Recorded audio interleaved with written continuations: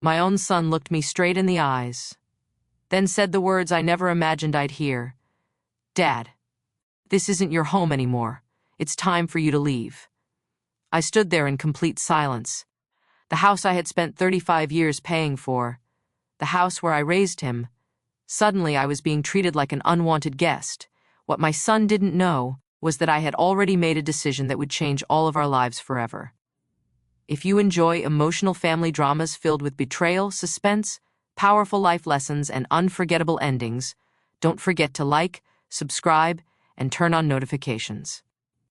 Every week, I share stories that remind us why kindness, respect, and family truly matter. Now, let me tell you how my own son tried to push me out of my home, and why he deeply regretted it. My name is Robert Mitchell. I'm 69 years old. People often say old age is peaceful. For me, it became the loneliest chapter of my life. My wife, Linda, passed away 4 years ago after a long illness. Losing her was like losing the heartbeat of our home. For months, I couldn't even sit in our living room without expecting her to walk in with a cup of tea, but life had to continue. So I focused on the one person who meant everything to us, our son, Daniel. Daniel wasn't always like the man he became. As a child, he was kind, respectful, always running into my arms after school. I worked 2 jobs so he could attend a good college.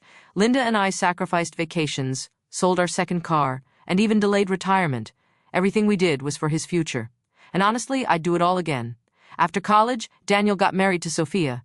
At first, I was happy. Sophia seemed polite. She called me Dad. She always smiled. But little by little, things began to change. They moved into my house temporarily. Just 6 months. That's what Daniel promised. "Dad, we'll save some money and buy our own place." I smiled. "Take all the time you need. After all, family helps family." 6 months became 1 year. 1 year became 3. Soon, the house no longer felt like mine. Furniture disappeared. Pictures of Linda were replaced. Even my favorite reading chair ended up in the garage because Sophia said it looked old. I stayed quiet, because I didn't want arguments. Then came the small insults. "Dad, could you eat in the kitchen? We're having friends over." "Dad, don't leave your newspaper on the table." "Dad, maybe you should stay upstairs tonight." Every request sounded polite, but together, they slowly pushed me further out of my own life. One evening, I accidentally overheard Daniel and Sophia talking in the kitchen. Sophia whispered, "How much longer is he going to stay here?" Daniel sighed. "I'll talk to him." Those words stayed with me all night. A week later, Daniel asked if we could have dinner together. I hoped. Maybe he wanted to thank me. Maybe he wanted to tell me they had finally bought a house. Instead, he cleared his throat. "Dad, I think it's time we had an honest conversation." I smiled. "Of course." He couldn't even look me in the eyes. Sophia quietly sat beside him. Then, Daniel said the words that shattered my heart. "Dad, you're making it difficult for us to start our own family." I looked confused. "What do you mean?" He took a deep breath. "I think it's time for you to move out." For a few seconds, I honestly thought he was joking. Then I looked at Sophia. She didn't say a word. She simply nodded. My heart sank. I slowly looked around the dining room. Every wall, every picture, every memory in that house had been built by Linda and me. Yet somehow, I was the one being asked to leave. I quietly stood up, looked at my son, and simply said, "I understand." But inside, I had already decided something. A decision that neither Daniel nor Sophia would ever see coming that night. I couldn't sleep. I sat alone in the living room. Linda's old photograph rested on the fireplace. I picked it up and whispered, "I never thought our own son would ask me to leave." The house was silent, but inside me, a storm had begun. The next morning, I made breakfast just like I had every Sunday for years. Daniel walked into the kitchen. He looked uncomfortable. "Dad, I hope you understand." I smiled politely. "I understand more than you think." He seemed relieved. He thought I had accepted defeat. He had no idea. I was already making plans. After breakfast, I drove to the only person I completely trusted, my longtime friend, Michael Harris.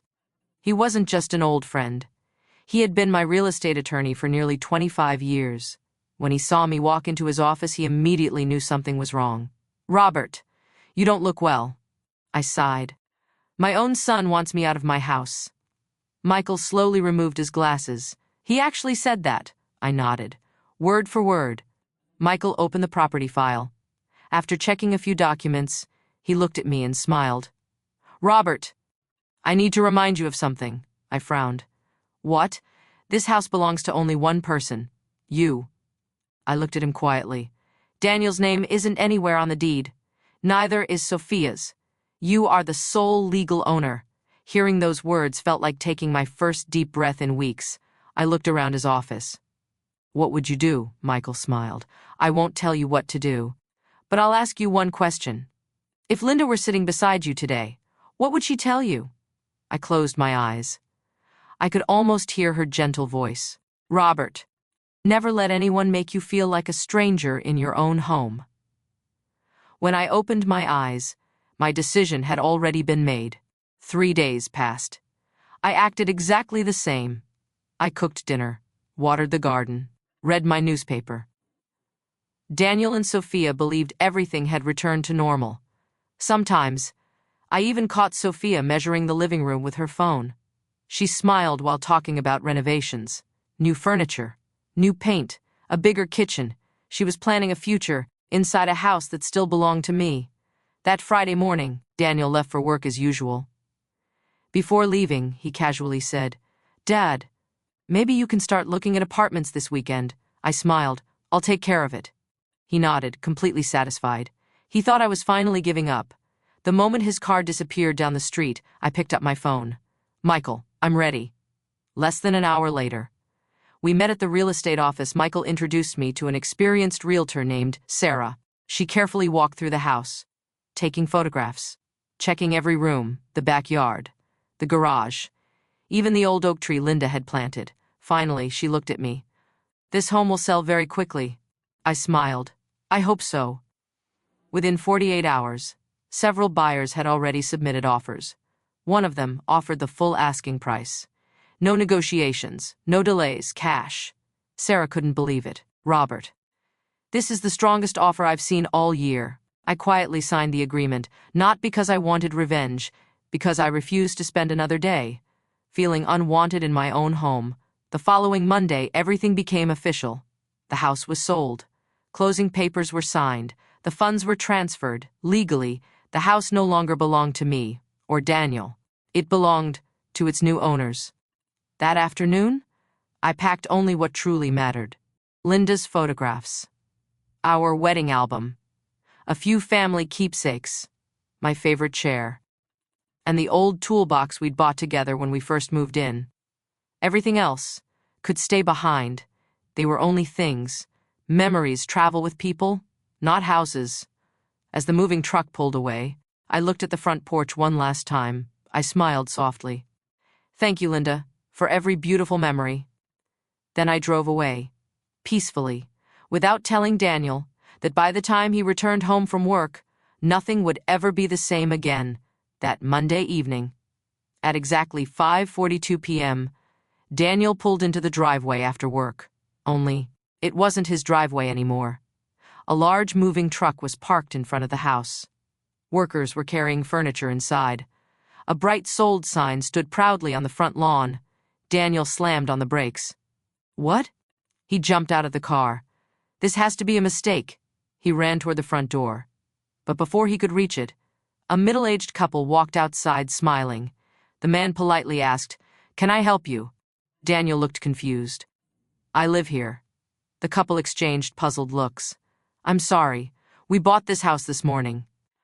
Daniel's face turned pale. No. No, you didn't. My father lives here. The woman smiled kindly. Mr. Robert Mitchell? Yes. He completed the sale this morning. He handed us the keys himself. For several seconds, Daniel couldn't speak. Just then, his phone started ringing. It was me. He answered immediately. Dad, what is going on? I calmly replied. You asked me to move out. I did. So I moved. There was complete silence. Then the first continued. You never said I had to leave the house behind. Daniel's breathing became heavier. You sold it. Yes. You can't do that, I smiled. I already did, but... This was supposed to be our home, I quietly answered. No. It was always my home. You just forgot. Daniel looked at the moving truck. His voice trembled.